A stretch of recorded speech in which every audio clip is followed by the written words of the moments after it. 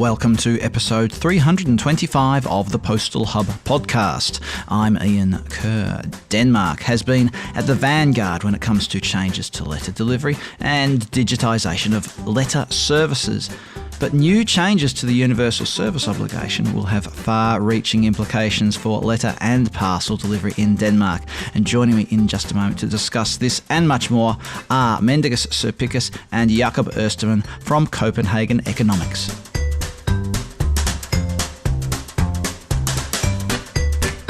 Joining me on the line are Mindaugas, Cerpickis and Jakob Østermann from Copenhagen Economics. Mindaugas is the managing economist and manager of the postal and delivery service there, or consultancy, whatever you like to call it, there at Copenhagen Economics. And Jakob is an economist and also part of the postal and delivery team. We're going to talk about Denmark today, in particular, some interesting developments regarding the USO in Denmark. Mindaugas, before we get stuck into that, could you share a bit of background on the Danish postal sector? What's been building up to this point with the USO with regard to things like letter volume trends and delivery days and digitisation of services and things like that? Denmark has been an interesting case in the postal and delivery regulatory scene for quite a while now. It all started, I would say, probably in 2008, when Danish Post was given quite some operational and pricing flexibility regarding the universal services. It was one of the pioneers of the so-called XY delivery model, and also one of the pioneers of some pricing strategies, in particular, shifting volumes from next day delivery to slower delivery models in order to allow for some cost efficiency savings. And then in 2014, Danish government pioneered also a new rule which required all the communication with the government to go digital. So basically, with only few exceptions, you could communicate with the government using letter mail. Otherwise, most of the communication was digitized. And most recently, the Danish government announced their plan to abolish the USO and switch to a few targeted measures. But basically, the universal service obligation in the postal sector, as we know it, would be abolished. Alongside of all of this is the developments in internet and communications, I suppose, like high-speed internet, adoption of smartphones and things like that by the populace. Otherwise, this surely just dies. And there's also the question about the e-Boks service. So can you share anything on those two topics? So if I go first, I'll talk a little about the trends in letter volume in Denmark. We see that Denmark has experienced an extraordinarily large decrease in letter volume over the last 2 decades. It amounts to roughly 90% from its peak back in 2000 to 2022. And we are at a point in Denmark where the parcel volume is just about to exceed the letter volume. And then if you turn out the internet penetration in Denmark, we see that it's remarkably high in comparison with other EU countries. In 2022, 95% of households in Denmark was connected to the internet, compared to an EU average of 92%. But it's not just in the recent years that Denmark has had a higher internet penetration. Going back a decade, we saw that Denmark had 91% internet penetration compared to a EU average of 72%. So Denmark got a head start of the internet penetration compared to other EU countries. And what about the e-Boks program then? Because e-Boks, basically, it's a government mandated digital mailbox. I mean, how would you describe it? Well, e-Boks is a very important element in government digitization program, but it is just one of the elements. Basically, there are 3 key dimensions which led to a very successful digitization. First, of government communication, but then it spilled over into business to consumer communication as well. And these 3 dimensions are legal, technological, and cultural. So e-Boks will be part of the technological. But from the legal side, I think it is very interesting to see that digitization in government came in waves, starting already in 2001 and culminating, I would say, in 2014. So already in 2001, 2003, all communication within the government was digitized. Around 2004 and 2006, the right to send and receive communication with the government by consumers and by businesses was also digitized. So that was way back in 2004 and 2006. And as I mentioned, in 2014, it was made mandatory to have a digital self-service. And this was the first country in the world to achieve that from the legal perspective. Technologically, there are two main elements. So one of them is e-Boks, which was created back all the way back in 2001 and partly by Post Denmark. So Post Denmark was an important driver in developing e-Boks, which is a digital mailbox. It just replaces your physical mailbox with a digital one. It was designed in an open standard way so that all the government institutions could use it. So it could just be like your physical mailbox, any letter from the government. Of course, there are some rules. You don't have any spam in that mailbox. It is seen by citizens as a very secure communication channel and also a quite important one.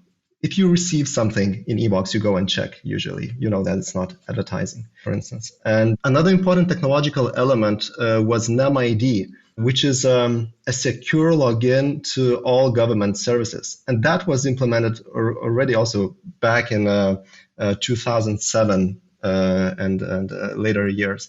So basically you have one login that you can use with all the government institutions, tax authority, health, National Health Insurance Fund, everything. You just have one login for all that.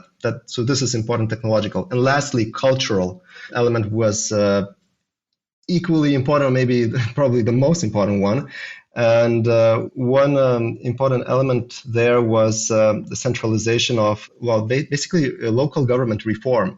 This is something that is maybe blocking or one of the challenges in other countries in government digitization is decentralization of communication channels at the government. And this is one of the things that Denmark had to solve in the very beginning, basically centralize everything so that you could achieve this central digital platform.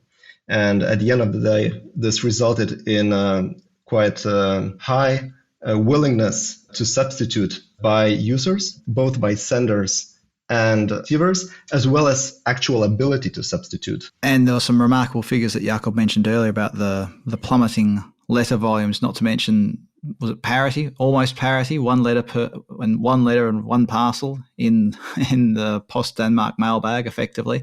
So what's happening now with the USO? Because there's been some big developments with regard to the universal service obligation in Denmark. The government leading parties within the government in Denmark announced a joint decision to abolish the USO and replace it with a tendering procedure for some targeted services. And the reason why they are doing it is probably has different answers. We can offer an economic one as economists. It would only make sense for the Danish government to make such move if the cost of the USO outweighed its benefits. And in terms of benefits, USO in general, it provides essential services to the society. And while the market may cover some of essential services, others are only provided by the USP. So the provision of these essential services entails a benefit to the society, and that's why we have universal service obligations. However, as we have already discussed, letter volumes declined significantly, but 90% since their peak in the early 2000s in Denmark, as well as in the fact that society is generally happy with the digital communication. And the fact that e-commerce is growing rapidly in Denmark means that the market can deliver quite many of the essential services. So this can be one of the factors that is reducing the added benefit of the USO. And in terms of costs, Up until 2017, Post Denmark did not receive any compensation for the provision of universal service. So up until 2017, they used the operational and pricing flexibility that they were given by the government, and they managed to maintain the provision of universal service without government support. But in the period between 2017 and 19, the Danish and Swedish authorities granted Post Denmark a compensation of approximately 160 million euro to support the transformation and carrying. So it was quite a big step change in the relationship between the Post Denmark and the government. And in 2020, Denmark also received a 30 million euro aid. So it seems that the Danish government decided to focus now on the minimum level of services needed for their society, and they also decided that this minimum level is also constrained by their international obligations. Postal services in Denmark, they must meet requirements in the EU Postal Services Directive, as well as requirements of the Universal Postal Union. And we can talk more about these specific requirements, but overall, the EU and UPU requirements, they don't require Denmark to appoint a USP. And this is what the Danish government pointed out. They are not required to appoint a universal service provider. They are only required that minimum level of services that are within their obligations are provided. So what are the three aspects of the business, or the three aspects of the USO, I should say, that are being put out to tender? So as a general remark, it is the government's expectation that the market is likely to cover all the requirements set out in the European Postal Directive and in the UPU Convention. However, for 3 areas, it is not likely that the market will cover these services. The 3 services are serving the Iceland communities, it is shipments for the blind, and is international mail. And if we start with postal service to Iceland communities, to ensure that Denmark live up to the European Postal Directive, they must have a nationwide coverage of postal service. However, the government does not expect the market to be able to serve these Iceland communities, which there is a lot of in Denmark. So here there will be a public tendering where all postal operators can participate, and the winning operator, they must establish an infrastructure of letterboxes or parcel lockers where these Iceland communities to make sure that citizens living in these areas can send and collect their letter volume. And moreover, the winning operator should also make sure to actually deliver and collect postal volume from these infrastructure. And in addition, other postal operators, which are not the winning operator, they will also have access to these parcel lockers or letterboxes, such that it's not only the winning operator that can use these infrastructure facilities to provide postal service to Iceland communities. So that's the first area. The second area, service that is not likely to be covered by the market, is the free shipments to the blind.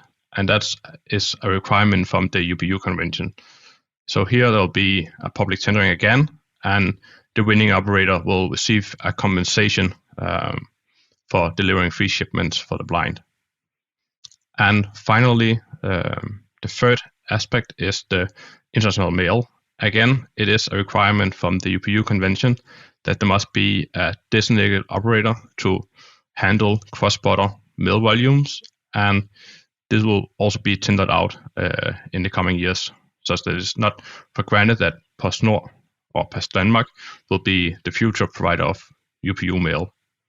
That's the 3 elements, and as Mindaugas was explaining, this kind of going away from a broad regulation of the postal sector to have a few targeted measures where the market might not be able to cover the requirements in the European Postal Directive and the UPU Convention. So the obvious question then is, and with 2 economists on the line, I'm sure we'll get an answer. Will the market be able to cover the rest of what's currently in the USO? It is a good question, and it is going to be interesting to see what's going to happen in the coming years.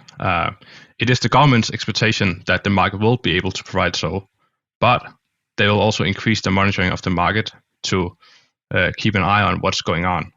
So from 2024, there'll be a monthly review of what the market is providing. So there's going to be a tight monitoring of the market to see if there's any shortcomings in the market. And if it turns out there is a shortcoming in the market, the government can designate a provider to fulfill these potential shortcomings. But it is a good question to see what is going to be the service that's going to be provided in Denmark in the coming years without a universal service obligation. So we've seen that Denmark has been something of a innovator, shall we say, a leader when it comes to, you mentioned before, alternate day delivery, the digitisation of postal services. Some would say the cannibalisation of their own letter volumes, but that's probably an argument for a past decade rather than the current decade. Could this then be a template or a signpost for what could happen in other European nations especially where there's digitisation of and internet penetration and falling letter volumes? That's also a good question. In principle, it could. It could be a template. The fundamental dynamics that we observe in Denmark are very similar across many postal markets. First, increasing number of countries in Europe are experiencing an accelerating decline in mail volumes and an increasing need for financial support to maintain the level of universal services. The second dynamic is e-commerce delivery. It is expanding virtually everywhere, which provides more options in terms of the number of delivery operators and services across larger geographical areas. So in economic terms, the scope of essential services that can be provided by the market could be increasing. And third factor, which we also see in other countries, is concerns over environmental sustainability. It increasingly shapes policy agendas in the transportation sector. And this further makes the trade-off between a broad postal USO and more environmentally friendly options more evident. However, there are also some circumstances in Denmark that make this development a quite unique one, and it may not be a good template for other countries. So, well, first of all, Denmark is a small country. Maybe it is easier to pull out this change in a smaller country than in very large ones, especially with the federal structures where you have decentralized government. Second, Denmark, even though volumes are declining in other countries, but Denmark experienced it in a much more brutal way, and the letter volume decline in Denmark was quite extraordinary.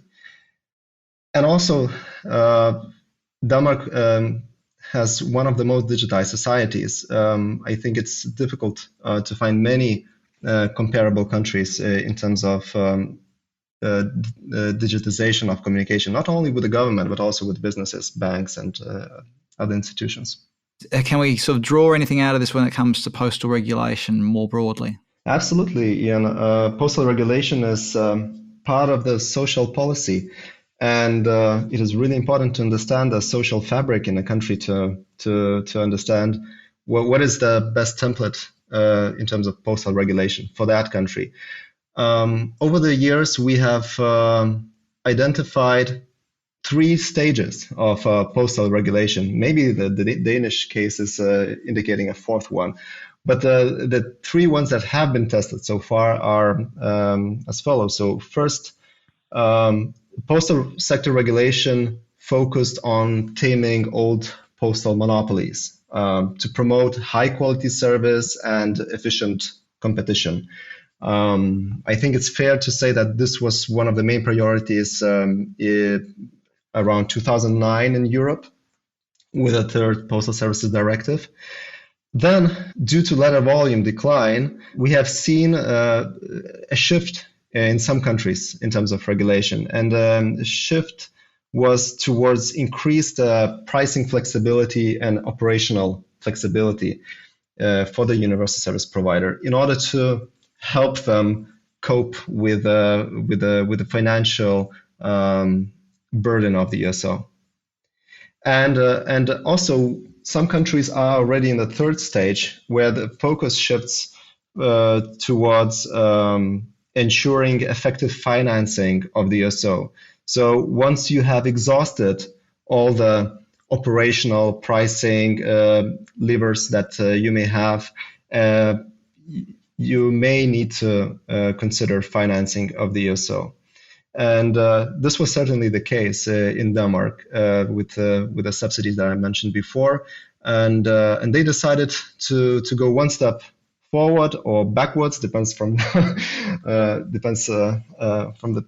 the perspective, and abolish the USO. So it could be a fourth stage. It may also be a quite unique thing. And as I mentioned, at the end of the day, it is a social policy question for policymakers to make, and it really depends on the social fabric in the country.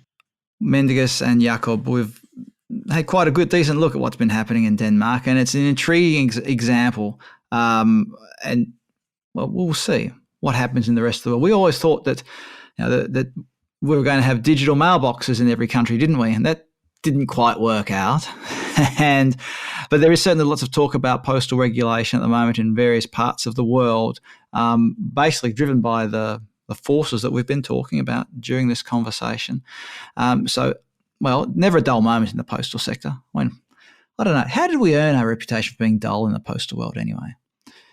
Anyway, maybe we shouldn't dwell on that too much. We might find the answer and not be happy with it.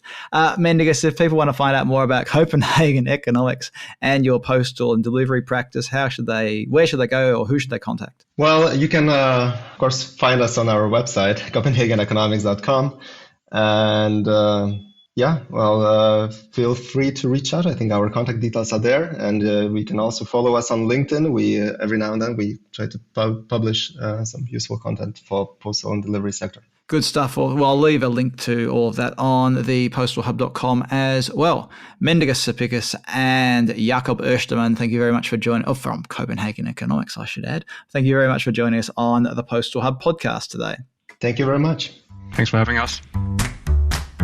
Last week I mentioned that we've got a cavalcade of stars coming up over the next few weeks on the Postal Hub podcast. Well, the cavalcade keeps getting bigger.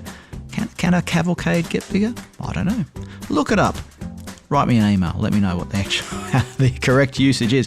Anyway, coming up over the next couple of weeks, we've got Kevin Sellers from Escher, David Spotterswood from Hurricane, Mark Fallon and Mike Plunkett, who are going to talk about the US Postal Service. Kate Muth will join us to talk about developments in international mail. Jonathan Boaziz from Cardinal will be joining us too. Dean McCuba will come along as well to talk about US parcel delivery. And there may even be a couple more. I know there are a couple more speakers. I'm just going to leave in suspense for the time being. There will be more. So make sure you don't miss any of these episodes. Subscribe to the podcast on Google Podcasts, Apple Podcasts, Spotify, whatever. Subscribe to my email newsletters. Go to thepostalhub.com and follow the links there, and you'll be able to sign up for various email newsletters that will brighten up your inbox. If you want to follow me on LinkedIn, please do. You can also follow the Postal Hub page on the LinkedIn. Oh my goodness. Go to LinkedIn, follow stuff, improve your LinkedIn feed so it's not filled with some of the rubbish that's increasingly cropping up on LinkedIn these days. And if you want to email me at ian@thepostalhub.com. I'm Ian Kerr. Thanks for listening in, and I look forward to your company next time on the Postal Hub podcast.